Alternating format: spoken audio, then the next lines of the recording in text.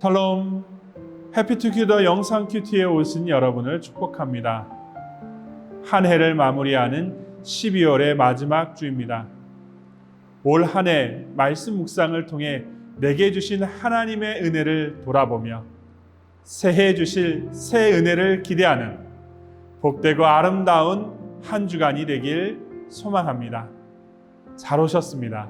인생의 결산은 그 사람이 살아온 삶의 궤적을 통해 드러납니다. 그리고 남겨진 사람들의 감사의 언어와 위로의 말들로 어떤 삶을 살아왔는지를 알게 됩니다. 무엇보다도 주님 앞에서 생명의 면류관을 받을 때 어떤 삶을 살아왔는지 드러나게 되어 있습니다. 오늘의 본문은 위대한 선지자 모세의 죽음에 관한 이야기입니다. 본문을 통해 삶의 방향이 점검되는 복되고 아름다운 시간이 되길 소망합니다. 다 함께 본문의 말씀을 읽어보겠습니다. 하나님이 우리에게 주시는 오늘의 말씀은 신명기 34장 1절에서 12절. 모세가 모압 평원 여리고 맞은 쪽에 있는 느보산의 비스가 봉우리에 오르니 주님께서는 그에게 단까지 이르는 길르앗 지방 온 땅을 보여주셨다. 또 온 납달리와 에브라임과 므낫세의 땅과 서해까지 온 유다 땅과 네겝과 종려나무의 성읍 여리고 골짜기에서 소알까지 평지를 보여주셨다. 그리고 주님께서 그에게 말씀하셨다. 이것은 내가 아브라함과 이삭과 야곱에게 맹세하여 그들의 자손에게 주겠다고 약속한 땅이다. 내가 너에게 이 땅을 보여주기는 하지만 네가 그리로 들어가지는 못한다. 주님의 종 모세는 주님의 말씀대로 모압 땅에서 죽어서 모압 땅 벳볼 맞은 쪽에 있는 골짜기에 묻혔는데 오늘날까지 그 무덤이 어디에 있는지를 아는 사람은 아무도 없다. 모세가 죽을 때 나이가 120살이었으나 그의 눈은 빛을 잃지 않았고 기력은 정정하였다. 이스라엘 백성은 모압 평원에서 모세의 죽음을 애도하는 기간이 끝날 때까지 모세를 생각하며 30일 동안 애곡하였다. 모세가 눈의 아들 여호수아에게 안수하였으므로 여호수아에게 지혜의 영이 넘쳤다. 이스라엘 자손은 주님께서 모세에게 명하신 대로 여호수아의 말을 잘 듣고 그를 따랐다. 그 뒤에 이스라엘에는 모세와 같은 예언자가 다시는 나지 않았다. 주님께서는 얼굴과 얼굴을 마주대고 모세와 말씀하셨다. 주님께서는 그를 이집트의 바로와 그의 모든 신하와 그의 온 땅에 보내셔서 놀라운 기적과 기이한 일을 하게 하셨다. 온 이스라엘 백성이 보는 앞에서 모세가 한 것처럼 큰 권능을 보이면서 놀라운 일을 한 사람은 다시 없다. 오늘 본문 속에서 하나님은 모세를 느보산의 비스 봉우리에 올라가도록 하셨습니다. 그리고 그들의 조상인 아브라함과 이삭과 야곱에게 약속하신 길르앗 온 땅과 가나안 땅을 보여주십니다.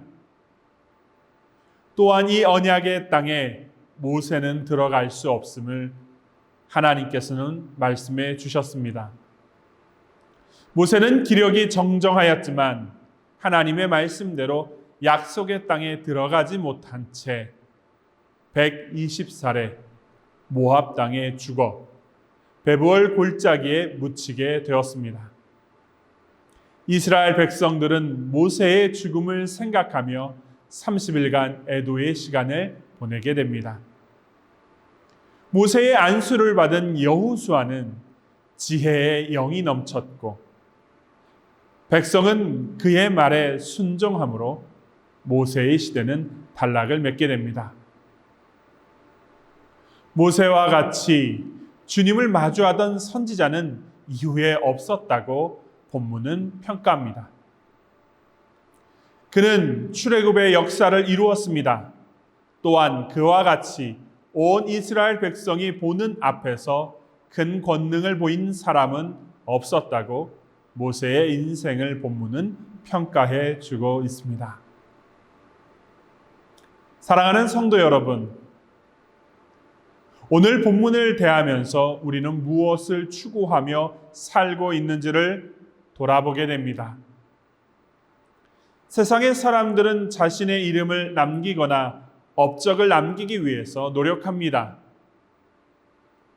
또한 세상으로부터 이름을 남기거나 위대한 업적을 남겼다고 평가받는 자들을 기념하기 위한 동상과 유적비 등을 세우고 그들을 기념합니다. 그러나 이 모든 것은 영원한 것은 아닙니다. 주님께서 너는 흙에서 왔으니 흙으로 돌아가야 한다고 말씀하신 것처럼 흙으로 돌아가야 하는 인생의 마지막 때에는 가져갈 수 없습니다. 또한 주님께서 이 땅에 다시 오실 그때에 이루어질 주의 나라에서는 누가 더 유명한가는 무의미합니다. 따라서 이 땅의 것을 추구하고 사는 것은 영원하지 않습니다. 그럼 우리는 어떻게 살아가야 할까요? 오늘 본문 속에 모세의 마지막의 모습은 우리가 어떤 삶을 살아가야 하는지 그 방향을 알려주고 있습니다. 첫 번째는 하늘의 것을 추구하며 살아가야 합니다. 본문 6절은 모압 땅 벳부올 맞은 쪽에 있는 골짜기에 묻혀 있는데 오늘날까지 그 무덤이 어디에 있는지 아는 사람이 아무도 없다고 기록하고 있습니다. 모세는 자신의 무덤을 아무도 모르게 하였습니다. 이는 사람들의 업적과 이름을 흠모하며 기르지 못하도록 하기 위한 것입니다. 그럼 모세가 왜 그렇게 하였을까요? 그것은 그들에게 주어진 하나님 나라의 사명을 따라 살아가도록 하기 위해서입니다. 신명기 말씀을 받고 있는 광야의 이스라엘 백성들은 이제 하나님 나라의 사명을 이루기 위해 가나안 땅으로 들어가야 합니다. 그곳에서의 정복 전쟁을 완수해야 합니다. 때문에 이스라엘 백성들은 모세의 무덤을 기념하면서 과거의 회상에 잠겨 그 땅의 삶을 추구하며 살아갈 수 없습니다. 그들에게 주어진 삶의 방향은 오직 영원한 하나님의 나라를 이루는 것에 있습니다. 그로 인해 모세는 자신의 무덤이 어디에 있는지 아무도 알지 못하도록 하였습니다. 두 번째로 하나님 나라를 계승할 다음 세대를 남기는 삶을 살아야 합니다. 본문 9절입니다. 모세가 눈의 아들 여호수아에게 안수하였으므로 여호수아에게 지혜의 영이 넘쳤다. 이스라엘 자손은 주님께서 모세에게 명하신 대로 여호수아의 말을 잘 듣고 그를 따랐다. 그는 자신의 뒤를 이어 이스라엘 백성을 인도할 다음 세대의 새 지도자인 여호수아를 남깁니다. 그리고 가나안 땅에 들어가야 할 이스라엘 백성들 역시 광야에서 나고 자란 세대였습니다. 모세의 삶은 이들에게 가나안 땅을 정복해야 할 것을 가르치고 그 땅에서 어떻게 살아가야 하는지를 알려주는 삶을 살아야 했습니다. 그 결과 새로운 영적 지도자인 여호수아를 남겼으며 하나님의 말씀에 순종하는 이스라엘의 다음 세대를 남기게 되었습니다. 세 번째로 그는 하나님과의 친밀한 관계를 유지하며 살아갔습니다. 10절의 말씀입니다. 그 뒤에 이스라엘에는 모세와 같은 예언자가 다시는 나지 않았다. 주님께서는 얼굴과 얼굴을 마주대고 모세와 말씀하셨다. 모세는 위대한 하나님 나라의 역사를 감당했습니다. 이스라엘 백성을 출애굽시키고 40년 광야 생활을 돌보았습니다. 그가 손을 올리고 기도할 때 해와 달도 멈추었고 전쟁에서 승리했습니다. 때문에 우리는 그의 업적에만 눈이 가는 것도 사실입니다. 그러나 이러한 역사를 감당할 수 있었던 이유는 하나님과의 친밀한 관계를 유지하며 주님의 뜻에 순종하며 살았기 때문입니다. 본문은 주님과 얼굴을 마주했다고 기록하고 있습니다. 이는 모세가 얼마나 하나님과의 친밀한 관계를 유지했는지를 알려주는 내용입니다. 만약 이러한 하나님과의 친밀한 관계가 없었다면 그는 하나님의 권능을 드러내는 삶을 살지 못하였을 것입니다. 사랑하는 성도 여러분, 여러분은 무엇을 지향하며 살아가고 있습니까? 우리는 모세처럼 하나님 나라의 사명만을 붙잡고 살아가야 합니다. 또한 믿음의 자녀 세대를 남겨야 합니다.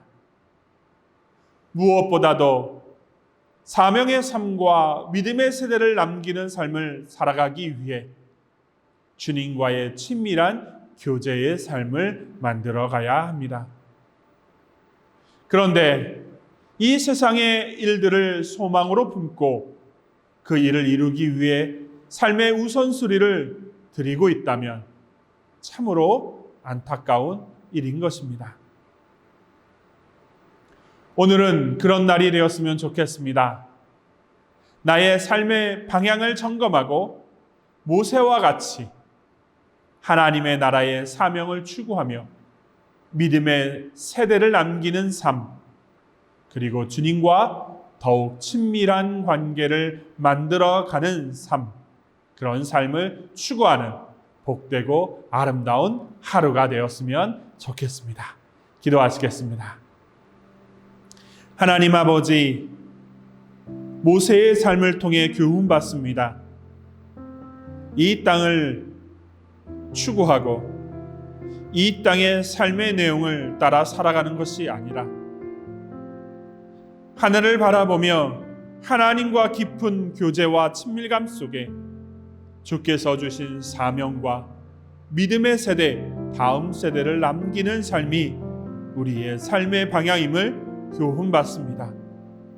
한 해의 삶을 이 한 주간 돌아보면서 주의 말씀에 비치어 복되고 아름다운 하늘의 삶을 추구하는 계획을 세우는 아름다운 시간이 될 수 있도록 붙잡아 주시옵소서.